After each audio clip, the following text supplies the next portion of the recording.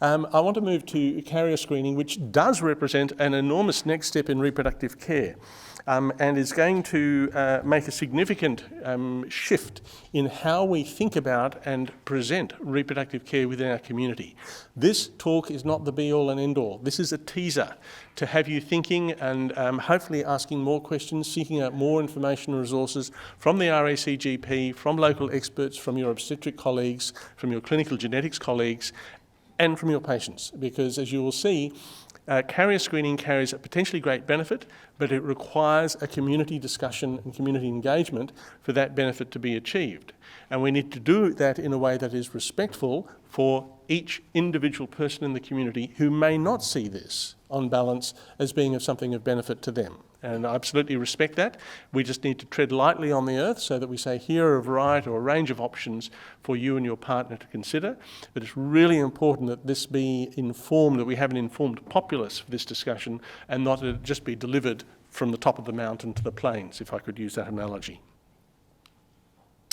So here again, I have some learning points for you. Reproductive carrier screening is testing a couple before conception, preferably, or in early pregnancy, to determine if they're at high risk of having a baby with a serious single gene disorder in childhood. And there are a number of straightforward Dorothy Dixer type questions that we're going to work through in the course of this presentation. Now, the association of trisomies, trisomy 21, 18 and 13, with maternal age has been recognised for decades, and that's the graph over on the right-hand side, showing that with increasing maternal age along the x-axis, you get this inexorable and at the latter end a very rapid rise in the risk of having a child with one of those trisomies at birth. And we've had screening for trisomies now for many years, since before, I suspect, any of us left medical school, because it has been around and thought about for that long. We've had amniocentesis for women over the age of 35. We've had second trimester screening by serum biochemistry. We've had first trimester screening by a combination of biochemistry and ultrasound. And we've now got non-invasive prenatal testing of cell-free DNA. And that's a topic that I'll be returning to later on this afternoon. And the screening strategies and these interventions have reduced the birth incidence of congenital disorders overall by about 20%, which is a tremendous achievement. But it begs the question of, well, what's the genetic cause of other congenital disorders? Now, that's actually not an easy question to answer. I'm showing here on the right-hand side some information from a report from about 2006. It was a major international review trying to answer that very question. And I'm going to give you some ballpark figures here, but please don't quote these as gospel, because the world is changing. But in this report, they identified that the red sector of the pie of the children with congenital abnormalities, that red sector corresponded to the chromosome abnormalities that we would potentially identify with the screening methods that I've just discussed on the left-hand side of the screen. There's quite a large yellow part of the pie which represents new autosomal dominant disorders. So these are new single gene mutations. You may be aware that achondroplasia is one of the most common conditions that's caused by a new autosomal dominant mutation in a particular gene. That won't be identified by screening mum or dad, because this is a new mutation in the egg, or more particularly the sperm, from which the child has developed.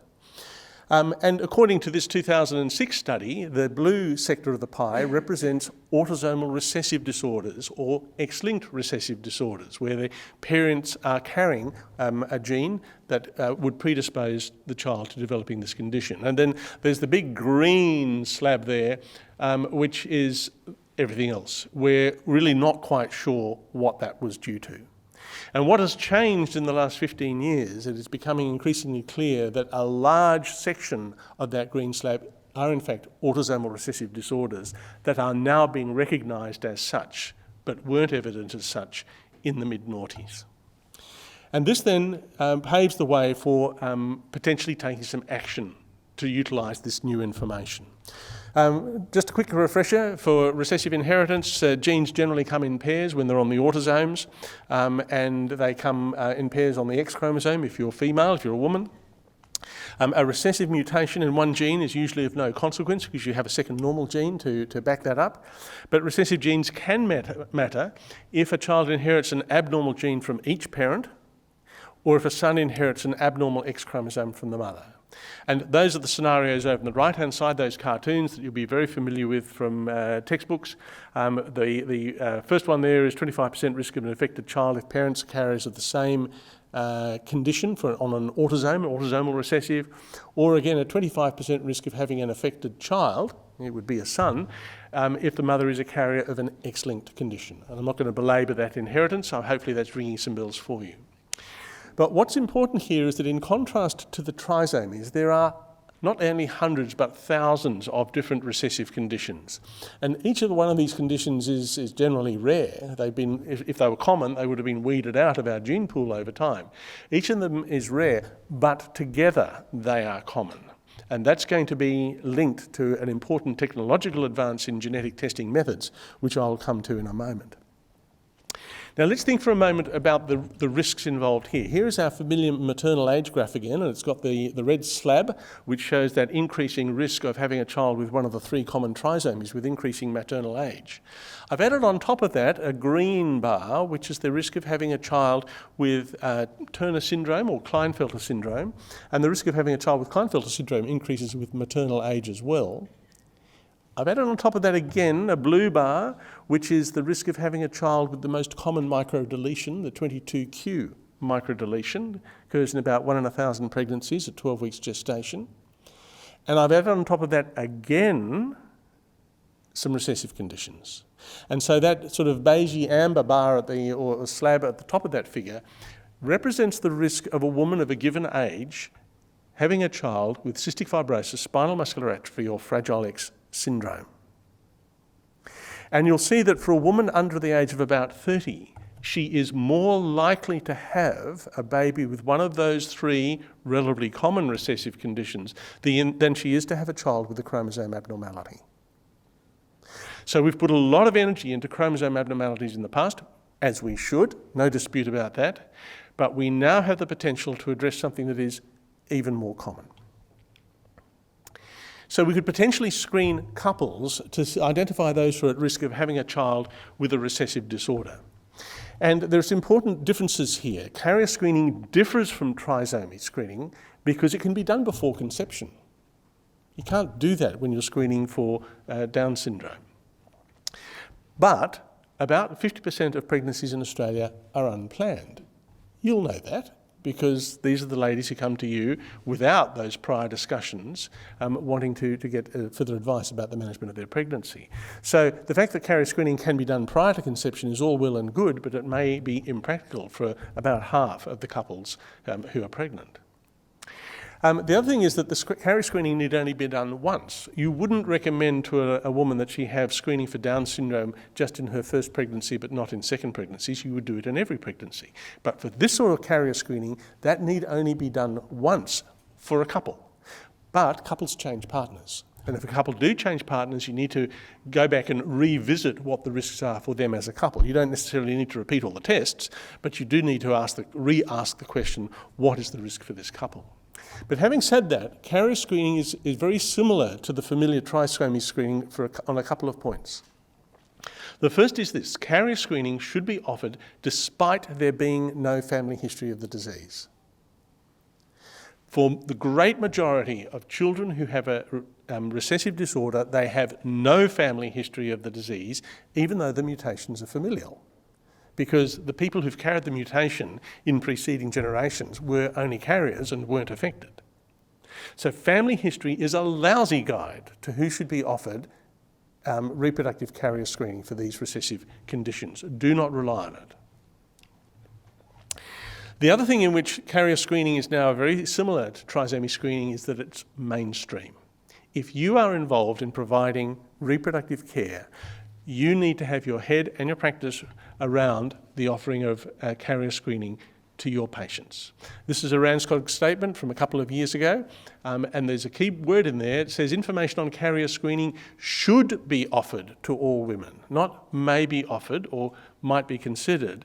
It's an obligation that Ranscog is placing on its obstetricians, on its fellows, that they should offer advice about this to all of their patients. So we don't have a similar should from the RACGP yet, but I think the RANZCOG has clearly, as it were, put a flag in the sand in terms of where the professional obligations lie and where they will continue to be developed. So what conditions are we screening for? And the three conditions that I mentioned a couple of slides ago are CF, spinal muscular atrophy or SMA, and Fragile X syndrome. The first two are autosomal recessive. Cystic fibrosis causes lung disease, pancreatic insufficiency. There is now treatment for it. The life expectancy has changed dramatically over my professional career. It used to affect about 1 in 2,500 children, but there is now has been ad hoc screening for this, and so that will have some impact on that. We also have newborn screening to identify affected children and hence couples who are carriers, and that may reduce the risk of having a second affected child in the family. SMA is also autosomal recessive. It's progressive muscle weakness and if severe can lead to respiratory failure. There is now a treatment. It's not for the faint-hearted. It involves intrathecal injections on a regular basis in the infant. So there is some progress there. That's an enormous step forward. Affects about 1 in 5,000 children, so that would be about 4 per year in South Australia. Fragile X syndrome, you'll be well aware of this because testing for this has been around now for almost 20 years. X-linked causes intellectual disability in both females and males, although it's more severe in the boys. And there are interventions, but there are no cures for this. And it's really quite hard to get hard prevalence data on this because of the mutation. It's quite a slippery beast, but it affects at least 1 in 5,000 children. So we've got at least 4 new diagnoses in South Australia each year from the Fragile X. So these are 3 recessive conditions. For the carrier parents, for the carriers of CF and SMA, those are the carrier frequencies there, and there is little in the way of medical risk for them. And that's an important feature in terms of insurance issues, picking up on one of the questions raised earlier in this seminar, that if you're identifying someone who's a carrier of an autosomal recessive condition, that really should carry no insurance implications. Fragile X is a little trickier though. I wish we could not deal with Fragile X, but it's there. We have to manage it and manage it appropriately. About 1 in 250 women are carriers. This is not the same as saying that 1 in 250 women are at 1 in 4 risk of having an affected child, because this is an unstable mutation that can change over generations. And I won't give you the lecture on that. This is quite complex genetics, but some of the humdingers are that you can have a male carrier for the Fragile X syndrome who isn't at risk of having affected children, but may be at risk of having affected grandchildren or more distant descendants. Female carriers can present with low IQ, and female carriers can have premature menopause, and both male and female carriers can develop a late onset tremor ataxia syndrome. So this requires careful consideration when we go down this path of screening. I also want to mention a 4th recessive condition, thalassemia, autosomal recessive, and you'll be very familiar with that and the screening for that. As we place some emphasis on doing carrier screening by genetics, it's important that we not forget about thalassemia, which you can do carrier screening by a blood film and then a hemoglobin EPG. And the fact that I'm not discussing it further today does not mean that you're allowed to forget about it. Please remember thalassemia screening in the appropriate population. So in terms of arranging reproductive carrier screening, there are a couple of strategies. One is to test the parents separately. So you would start with the mother, and you start with the mother so you can test her for both X-linked carrier status and autosomal recessive conditions. If indeed she is a carrier for an X-linked recessive disorder like Fragile X, then the couple needs they go straight on to the next step, which would be to get some expert advice, counselling about the significance of that finding, whether that be through the genetic service, your local O&G referral, an FMF centre or whatever. If she's a carrier of a recessive disorder, then that would be the time to test her male partner and see whether he is a carrier for the same condition, and only then would you, if he is, would you refer the couple through to on your referral path. Now look, this has an advantage that testing separately is simpler to initiate because you're starting with the woman who's typically the person you have in your rooms. It's cheaper because if she's not a carrier for a recessive condition, then George, her partner, doesn't need to be tested for those conditions. But it is slower because if he does need to get tested, then you're going to have two sort of turnaround times, and you've also got the counselling in the middle explaining to the woman why it's necessary now to bring her husband into the discussion. You'll note here that I separated out the testing of the woman for X-linked and did not include testing for X-linked recessive conditions with the male.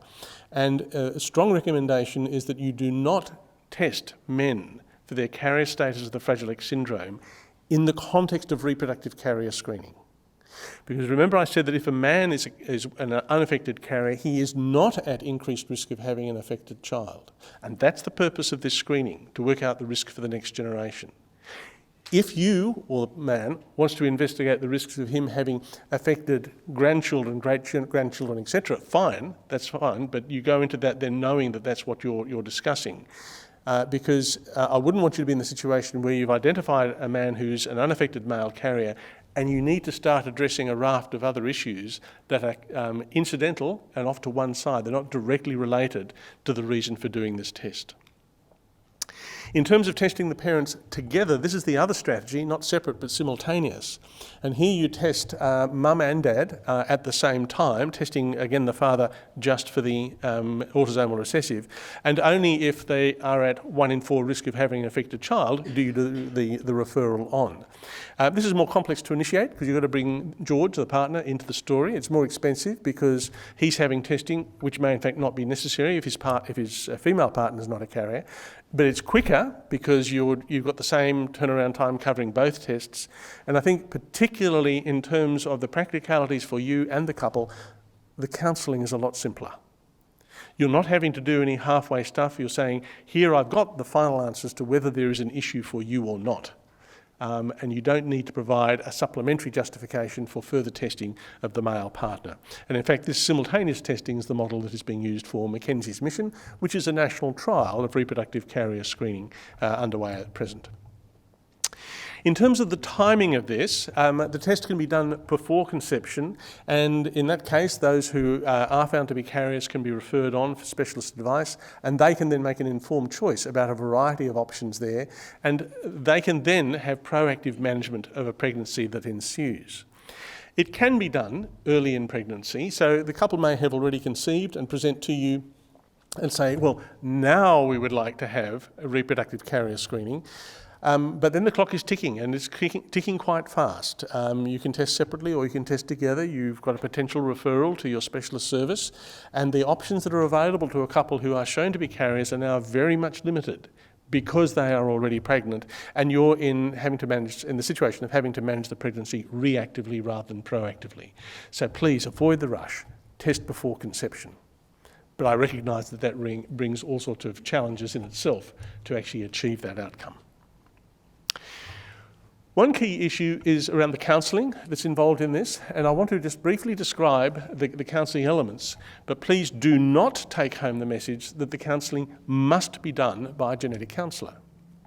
You and your colleagues have been providing counselling about critical antenatal tests ever since you got into this space, and the principles are largely the same. I don't think that we need to assume that every genetic test requires an accredited genetic counsellor. Don't get me wrong, I think the genetic counsellors provide a superb service. They're a very well-qualified, well-trained, accredited group of allied health professionals in Australia. I think they've done a fantastic job over the last 30 years creating the profession that they have. And if that works for you and your patient to access a genetic counsellor for this, fantastic, not a problem. But I don't want to suggest that that is necessary, because that would create a significant bottleneck to couples accessing this type of testing. But in terms of the things that could be considered, it's important to review the family history, and if there is already evidence of a family history of something, that needs to be sorted out in its own right. Do not rely on a screening test to resolve an actual diagnosis. Give the couple stepped information, so you give them just as much as they want to have at a particular time. Provide a clear structure about the process, about what's going to happen next. Do ask them about feelings of fear and shame and anxiety. That's all there, they're common. Much better to have this out in the open so that you can correct misconceptions and work with them to resolve their feelings around this. And match the pace to the clinical need. You don't have to solve this in one consultation. Even if the couple are pregnant, they can come back a few days later to revisit some of this sort of stuff. You don't have to solve it all now and immediately. And from a post-test point of view, there will also be a need to assess, to see where the couple are at, to check their emotional state, and if they are at risk, how are they handling, travelling with that bit of information. In terms of informing them the results, remember confidentiality of results. What agreement did you reach beforehand about sharing of this information? Remind them that if they have a new partner in the future, they'll need to revisit this risk assessment. Provide them with support, review the agreed plan of action, and be mindful of the potential conflict between the couple over this sort of information. And you can see that being potentially an issue, particularly with an X-linked recessive disorder, and the potential for inappropriate blame to be assigned. And that's where you, as the humane professional, provides a really important reference point to help this couple work their way through that. And again, match the pace to the clinical need. There are genetic counselling services available, and I'll come to the services that Sonic provides in a moment. So if we were to put up a reproductive screening pathway, and I say this is A because we don't have the reproductive screening pathway delineated yet in Australia, so this is a potential way to do it, that if there is a family history of a single gene disorder, then pull those people out of the screening pathway, at least for the purpose of that condition. They're going to need specialist advice. Ideally have a preconception discussion with the couple. Remember to screen for thalassemia if we've got that sort of those indicators that's appropriate there. And the couple can either be tested or separately. In our hands, the test for these 3 genes is $385 for the female, and if a woman is shown to be a carrier of either SMA or cystic fibrosis, we offer free male partner testing. So it's $385 for the couple as a whole. And when the results come back, in our hands, about 0.6% of couples are shown to be at high risk of having a child with CF-SMA or Fragile X, and we provide free genetic counselling at that point. It's parking bay counselling in the sense that we take the couple out of the flow of the care pathway, give them a chance to regroup, ask questions, get some preliminary advice, and then when they're now empowered to go back into the referral pathway that you have agreed to with them, and they're better positioned to be able to ask the right questions of the specialist they see, and they have options and then go on to conception. And over 99% of couples using this 3-gene screen will not be identified as being at risk of those particular conditions. Now, I've said of those particular conditions because we can also talk about introducing an expanded screen for rare recessive disorders, where we're not looking at 3 recessive conditions, but in our hands 400 or so. And if we include those 400 conditions and look at the prevalence of them in the carrier state in the community and so on, we get that fat amber bar overlaying on our maternal age curve. And you can see here that a mother under 40, not just under 30, but under 40 is more likely to have a child with one of these severe recessive disorders than to have a child with trisomy. I really want to hammer home to you that the opportunity to screen for these recessive conditions represents a dramatic change in our ability to manage the incidence of congenital disorders in our community. This is a game changer. It's not going to happen overnight, but it will happen. But I want to ensure that we don't put in there, it should happen, because for all sorts of reasons, whether we agree with them or not, there'll be some couples who choose not to take this path, and that has to be fine. I mentioned that recessive disorders individually are rare, but together they're common, and it is unnecessary and unethical to screen all genes. We should not be screening for adult onset genes in a disorder, in a child. That's the child's business when they get to their own age, adult age, to sort that out. And screening for dominant adult onset disorders like familial breast cancer or familial bowel cancer in the parent, that's not reproductive screening either. Reproductive carrier screening is looking for recessive conditions which are serious childhood onset and for which there are limited therapies available. And our expanded reproductive carrier screen, as defined by that, it's called Beacon, and we examine over 400 genes causing severe recessive childhood onset disorders. Now, we have looked at a number of expanded carrier screens, and I'm not going to dwell on this slide other than to say that if you look at the ability of a test, of a carrier screening test, to identify couples at high risk of having an affected child, Beacon stands out way above, beyond the performance of other tests that are available in Australia, either locally or as a send-out mode to the US. So in our hands, about 5% of couples will be found to be at high reproductive risk, a 1 in 4 risk of having an affected child, and then they can take advantage of that information. The expanded reproductive screening pathway looks exactly the same as the simpler version that I showed you before. In our hands, the test is $595 per person. So that seems like a lot of money, but we're screening 400 genes. So by the time you've tested both mum and dad, it's 400 genes for, let's say, $600. It's $1.50 a gene. Just think about that for a moment. That's outrageous. You know, it was only a few years ago that would have been $1,500 a gene. This is incredibly good value when you think of the value for a couple over their reproductive experience. And as I mentioned, 5% of the couples in our hands turn out to be carriers, to both be carriers of the same condition and at risk of having an affected child. In terms of the pre-test counselling, again, this is not rocket science. What we're talking about here, the issues are exactly the same as I showed you earlier. The information, though, is not necessarily about a particular disorder, but about a group of disorders, a class of disorders, which are serious paediatric onset conditions for which there are limited therapeutic options. So in terms of the learning points for you, this is important because single gene disorders are far more common than the trisomies that we're used to screening for. We can either screen parents who are carriers for 3 conditions or for, in our hands, 402 conditions, our expanded screen. The screening can be arranged either with the mother first or simultaneous. And by the way, for the expanded screen, we recommended doing it simultaneously because about 3/4 of the women screened will be a carrier, and you then got to turn around and screen George anyway. It makes it easier for everybody if you were to do that simultaneously. The screening should ideally be done before conception so you can have proactive management of the pregnancy. In terms of talking to the patient, there is resources available. Use the literature that we can provide and keep it simple. They don't need to read 3 Encyclopaedia Britannicas. The principles are actually very straightforward. And there are experts who can help with particular challenging situations. Screening is not a diagnostic test. If there is already a known family history of something that smells as if it might be recessive, get that sorted out in its own right. Do not rely on these tests.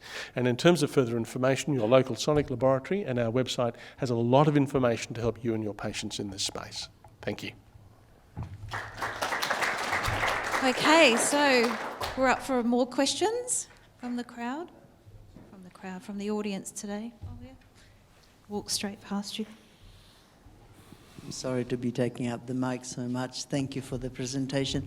I'm particularly interested, and I know that this is not time for exhaustive answer to this, but where are we at with mental health genetics, and particularly with the on-the-spectrum issues that are cropping up more and more? Yeah.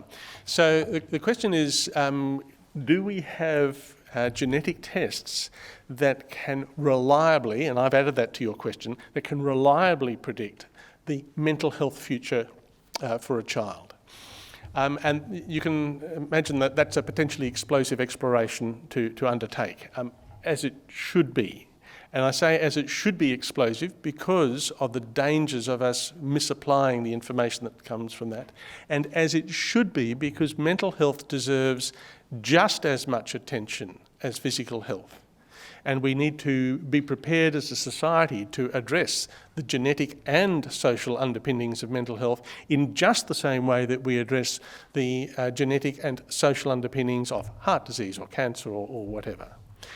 So it's an important question. The short answer is that we do not have, at the moment, diagnostic tests that allow you to explain a diagnosis of a particular mental health disorder in a person, or predictive tests to predict that they are highly likely to do that. There is now a growing repertoire of tests involving analysing thousands upon thousands of different gene variants, which may provide that predictive information. I remain sceptical of how useful that will be, because if I say that someone is not at 0.5% risk of schizophrenia in their lifetime, but of 10% risk of schizophrenia in their lifetime, what do I do about that other than say the usual things that we would recommend for a good mental health environment? The one caution I'm going to flag, and it's going to be relevant when we come to talking about NIPT later in this afternoon, is that there is a microdeletion, the 22q microdeletion, causing DeGeorge syndrome, villocardio-facial syndrome, Sprinson syndrome, goes under a variety of names. And there is now good long-term follow-up data showing that a high proportion, 40, 50% or more, of people who have that do end up having a major psychosis of one form or another in adult life. And here we have a classic example of a particular locus, a particular area on a particular chromosome, where if that's interfered with, places a person at high risk of mental health challenges down the track. I don't think that we as a medical profession or as a community have really addressed those issues yet. It's not widely recognised. The literature is there, it's clear. And I think we need to be very careful not to take that discussion about the science and turn it into a value judgment. And therein lies the challenge that we as a community need to address. But as you can see, we could talk about this for another month. I don't think we'll do that this afternoon.